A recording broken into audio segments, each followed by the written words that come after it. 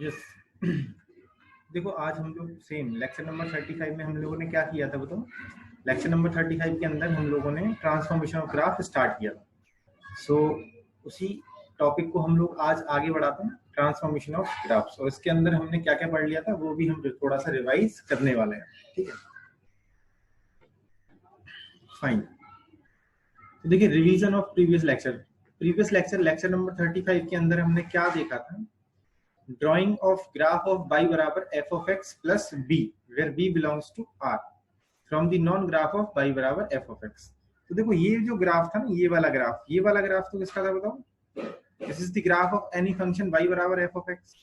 और फिर जब y बराबर f of x plus b की बात करते हैं तो f of x plus b का ग्राफ कैसा होगा बताओ। ये b से क्या हो जाएगा, वर्टिकली शिफ्ट हो जाएगा ना, y एक्सिस पे शिफ्ट हो जाएगा। अगर b ग्रेटर देन 0 है तो ऊपर बन जाएगा और b लेस देन 0 है तो नीचे बन जाएगा। राइट, ये तो हमने पहला पढ़ा था। और दूसरा पढ़ा था हमने y बराबर ग्रेटेस्ट ऑफ y बराबर f of x का ग्राफ इफ y बराबर f of x। तो ये ग्राफ में क्या आया था बताओ, y बराबर f of x से अगर अपन देखें तो f of x की वैल्यू जब जब इंटीजर होगी तभी ग्रेटेस्ट ऑफ y क्या होगा, डिफाइन होगा, है ना। तो f of x की वैल्यू क्या होनी चाहिए बताओ, इंटीजर वैल्यू होनी चाहिए। और इंटीजर वैल्यू के लिए ग्रेटेस्ट का क्या आता है, एक इंटरवल आता है ना। क्या आता है, एक इंटरवल, है ना। जैसे मान लो ग्रेटेस्ट ऑफ y बराबर 0 आ गया तो y की वैल्यू कहां से बिलोंग करेगी बताओ, 0,1 से बिलोंग करेगी। 0 will be in close interval and 1 will be in open interval. Right, तो इस तरह से इस f of x का, इस फंक्शन का ग्राफ ये इस क्या हो गया बताओ, ट्रांसफॉर्म हो गया है। ये क्या हो गया बताओ, ट्रांसफॉर्म। नेक्स्ट अब चलते हैं हम लोग थर्ड अपना जो पॉइंट है उस पे, drawing the graph of y बराबर greatest of f of x। y बराबर क्या दे रखा है, f of x का ग्रेटेस्ट, ठीक है। और नॉन ग्राफ क्या है, y बराबर f of x। तो देखो y बराबर f of x का जो ग्राफ है वो तो हमको इस तरह से दे रखा है, this is the graph of y बराबर f of x। ये जो ग्राफ है ये तो किसका ग्राफ है बताओ, y बराबर f of x का ग्राफ है। इसको मैंने हाईलाइट कर दिया है ना, this is the graph of y बराबर f of x। ये कर्व शेप दे रखी है हमको, क्या दे रखा है, ये बताओ कर्व शेप में ग्राफ दे रखा है। इस पर कुछ पॉइंट अगर हम देखें तो देखो कुछ पॉइंट क्या हो जाएंगे बताओ। इसके अगर कुछ पॉइंट्स हम लोग देखते हैं तो इसके कुछ पॉइंट्स देखो, ये x6 पॉइंट हो गया ना, ये x7 पॉइंट हो गया, x8, x9, x10 और x11, ठीक है, x5, x4, x3, x2 और x1। 10 पॉइंट्स हमने इस पे लिए और इनके करस्पॉन्डिंग y की वैल्यूज भी हमने क्या कर रखी है, शो कर रखी है। That will be vertical line है। ये जितने भी x3 पे वैल्यू कितनी है बताओ, ये वाला पॉइंट है। x4 पे वैल्यू कितनी है तो ये वाला पॉइंट, x5 पे वैल्यू कितनी है, ये वाला, ठीक है। राइट, अब इसका हमको क्या करना है बताओ, ट्रांसफॉर्मेशन करना है। y बराबर f of x से हमको ट्रांसफॉर्म करना है किसमें बताओ, y बराबर greatest of f of x। अब सोचना स्टार्ट करो कि f of x का क्या ले लिया, GIF ले लिया। f of x का क्या ले लिया, GIF। तो इसका मतलब y का जो वैल्यू होगा इट इज ओनली इंटीजर, है ना। ट्रांसफॉर्मेशन के बाद y का वैल्यू जो है वो क्या मिलेगा, केवल और केवल इंटीजर वैल्यू मिलेगा। तो मैंने ये सारे जितने भी पॉइंट है ना, उन सारे पॉइंट्स को सेम एक्सिस पे क्या कर लिया बताओ, ड्रॉ कर लिया। सारे पॉइंट्स को मैं क्या ले आया, नीचे की तरफ एज इट इज मैंने इस तरह से ले लिया ना, x3, x2, x1, x4, x5, ये सब सारे पॉइंट्स को मैंने नीचे ड्रॉ कर लिया और इनके करस्पॉन्डिंग मेरे को वैल्यू पता है तो उनको मैंने ड्रॉ कर लिया, 1 2 3 एंड -1 -2 ठीक है। अब सोचो, है ना, अब जैसे मान लो x1 पे स्टार्ट करते हैं ना, x1 पे वैल्यू कितनी है बताओ, -1। तो f of x1 कितना है, अब मेरी बात सुनना है ना, बहुत तरीके से समझना है इसको। f of x1 कितना है, -1। तो greatest of f of x1 कितना होगा, ये भी कितना होगा, -1। इसका मतलब x1 पे वैल्यू कितनी होगी, -1। बिल्कुल सही बात है, -1 के सामने क्या आ गया, भरा हुआ सर्किल आ गया, ठीक है। नेक्स्ट, अब मेरे को यहाँ पे ये इन दोनों के बीच में मान लो कोई भी पॉइंट है ना, it is x dash. x dash पे वैल्यू कितनी है, मान लो बीच में आ रही है माइनस का 0.5 है, तो f ऑफ x डैश कितना है बताओ, -0.5। तो इसका जब आप ग्रेटेस्ट लोगे तो इसका ग्रेटेस्ट लेने पे कितना बनेगा बताओ, फिर से -1 बनेगा। इसका ग्रेटेस्ट लेने पे कितना बनेगा, फिर से -1। इसका मतलब इस पे भी वैल्यू कितनी होगी, -1। तो x1 से x2 में क्या हो रहा है, x1 से x2 में कितनी वैल्यू आ रही है, x1 से x2 के बीच में, x1 से और x2 के बीच में जो फंक्शन की वैल्यू है वो कितनी है, -1 से 0, और इसका ग्रेटेस्ट कितना होगा, -1। तो मतलब इस इंटरवल में हमको केवल वैल्यू क्या मिलेगी, -1 मिलेगी। जैसे ही हम x2 पे पहुंचे तो x2 पे कितना हो जाएगा, 0, तो 0 का ग्रेटेस्ट कितना हो गया, 0। फिर x2 से लेके x3 में कितना रेंज आ रहा है बताओ, 0 से 1, और 0 से 1 का ग्रेटेस्ट क्या होता है बताओ, 0 होता है ना, ग्रेटेस्ट क्या होता है, 0। तो यहां पर कितना आ जाएगा बताओ, ये वाली लाइन आ जाएगी, है ना। x3 पे कितना आ गया, 1। तो x3 से x4 के बीच में क्या चल रहा है बताओ, x3 से x4 के बीच में जो वैल्यू है वो कहां से कहां तक है, 1 से 2 के बीच में, तो ग्रेटेस्ट ऑफ कितना हो जाएगा, 1 हो जाएगा। x4 पे 1 है तो x4 पे भी डॉट सर्किल आ गया, डार्क सर्किल आ जाएगा। इस तरह से फंक्शन क्या हो रहा है, ट्रांसफॉर्म हो रहा है ना। फिर से देखो x4 से x5 के बीच में कितना आ रहा है, 0। 1 से और 0 के बीच में आ रहा है, तो 1 से और 0 का ग्रेटेस्ट कितना होगा, 0। तो फिर से वर्टिकल लाइन आ जाएगी, हॉरिजॉन्टल लाइन आ जाएगी। इसका मतलब क्या हुआ कि y बराबर greatest of f of x में आपको f ऑफ x का क्या लेना है, ग्रेटेस्ट वैल्यू लेना है।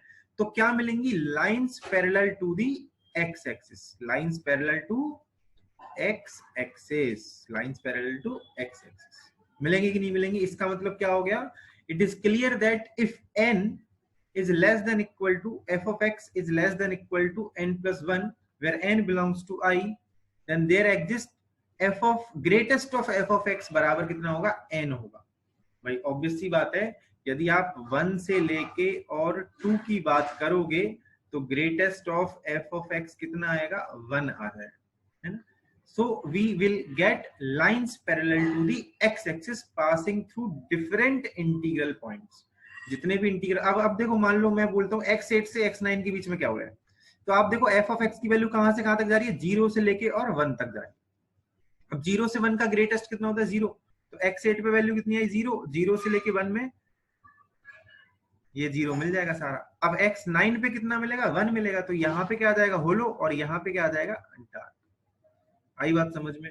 तो ये कौन सा ग्राफ बनाया हमने, y बराबर greatest of f of x का ग्राफ बनाया, किससे, y बराबर f ऑफ x के ग्राफ से। आया समझ। तो ये बहुत क्लियर ट्रांसफॉर्मेशन है, आपको बहुत अच्छे से समझ में आ रहा होगा। इस ग्राफ को यदि आप देखोगे तो आपको बिल्कुल समझ में आ जाएगा कि f ऑफ x से greatest of f of x कैसे बनेगा। क्लियर बच्चा लोग।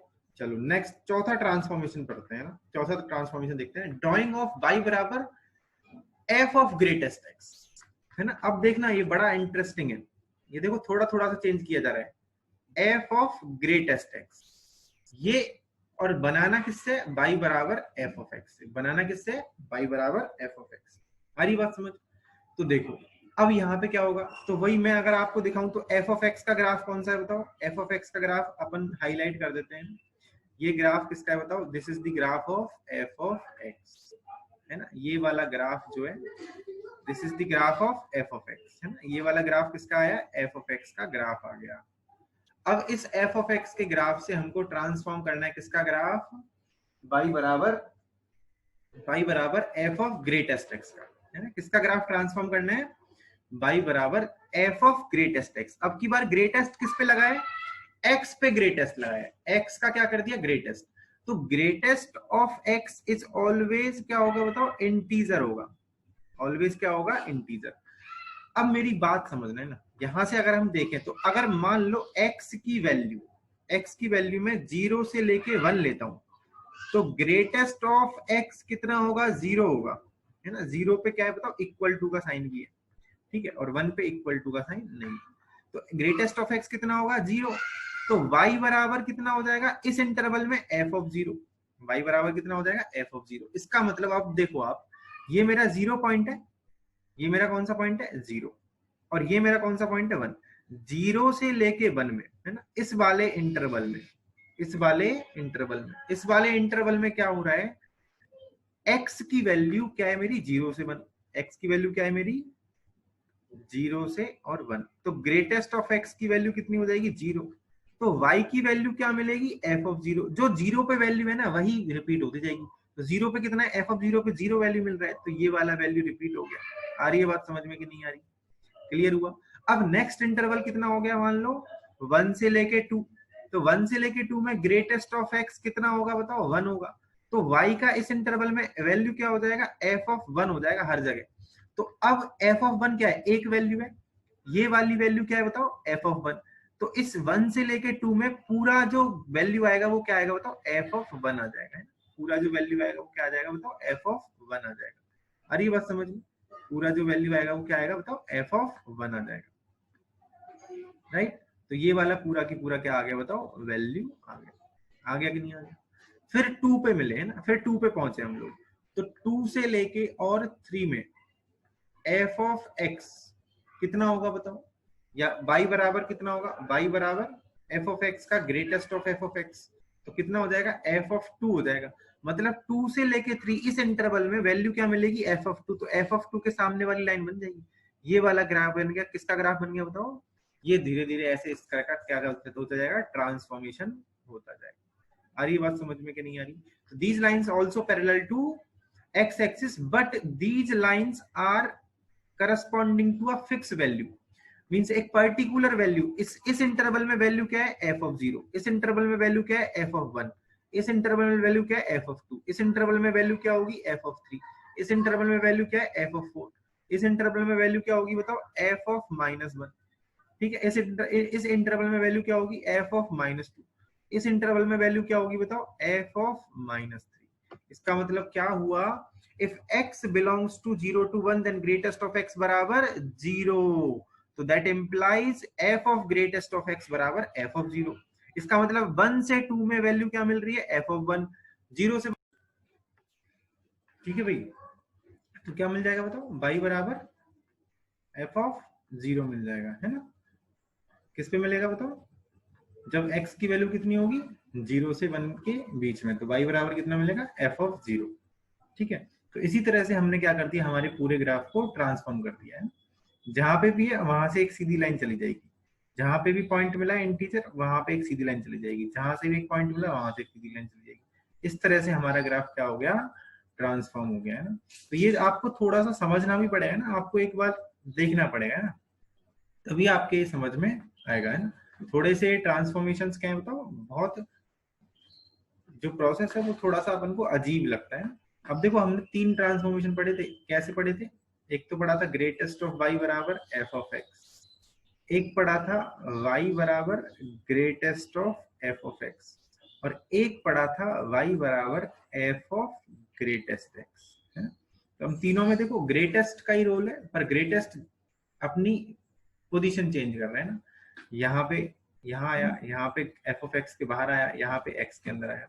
इसमें क्या मिलती है, वर्टिकल लाइंस मिलती है, इसमें क्या मिलती है, वर्टिकल लाइंस, इसमें क्या मिलती है, हॉरिजॉन्टल लाइंस, और इसमें भी हॉरिजॉन्टल लाइन मिलती है, बट उस पॉइंट पे मिलती है ना, एफ ऑफ 2 मिलेगा, है ना, जैसे अपन ने अभी अभी देखा है।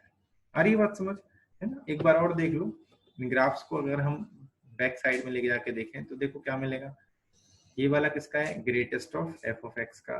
इससे पहले अगर देखोगे तो ये वाला किसका है, ये वाला जो ग्राफ है ये वाला किसका है बताओ, ग्रेटेस्ट ऑफ वाई बराबर एफ ऑफ एक्स का, ठीक है? आ रही बात समझ में? ये वाला किसका है, y बराबर F of greatest of x, right? तो ये हमने अब टोटल कितने ट्रांसफॉर्मेशन पढ़ लिए बताओ, 4 ट्रांसफॉर्मेशंस वी हैव लर्न, है ना? 4 ट्रांसफॉर्मेशन हमने कंप्लीट कर लिए हैं।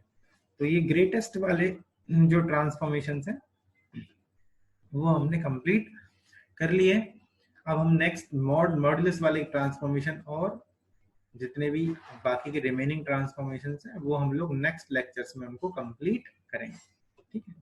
तब तक आप लोग इसको रिवाइज कर लो, चैनल्स को फॉलो करो, सब्सक्राइब करो, राइट? Thank you.